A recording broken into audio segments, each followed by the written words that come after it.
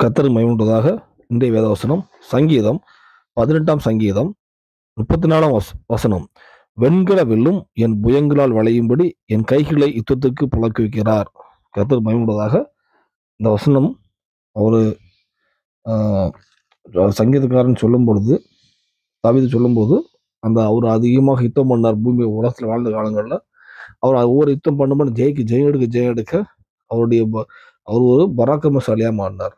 ஆவிக்குரிய வாழ்க்கையில நமக்கு கர்த்தர் என்ன சொல்லுவாருன்னா, நம்முடைய வாழ்க்கையில அநேக போராட்டங்கள், ஒவ்வொரு போராட்டம் எல்லாத்துக்கும் ஒவ்வொரு போராட்டங்கள் இருக்கும். ஏதாவது பிசாசின் கிரியைகளா இருக்கலாம், வியாதியா இருக்கலாம். இந்த தாவீது சொல்லும்போது, ஒருக்கா நான் சிங்கத்தை கொன்னு, கரடி கொன்னு, இந்த பெலிஸ்தீனை மாத்திரம் அப்படிதான் அவர் முதல்ல வாராரு. அடுத்து ஒவ்வொரு யுத்தமா ஜெயம் எடுக்கிறாரு. அந்த யுத்தம் வரதான் அவர் ஒவ்வொரு ஸ்டெப்பா மேல போயிட்டே இருந்தார்.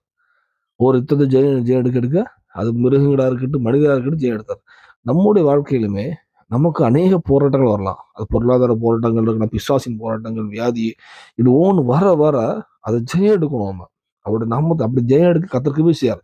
ஜெயம் எடுக்கும்போது ஒரு ஸ்டேஜில் பார்த்தீங்கன்னா, உங்களுக்கு எல்லாவற்றையும் ஒரு மேற்கொள்ளத்துக்கு பலம் வந்திருக்கும், உங்களுக்கு இருக்கும். அது பற்றி நீங்கள் பயப்பட மாட்டீங்க.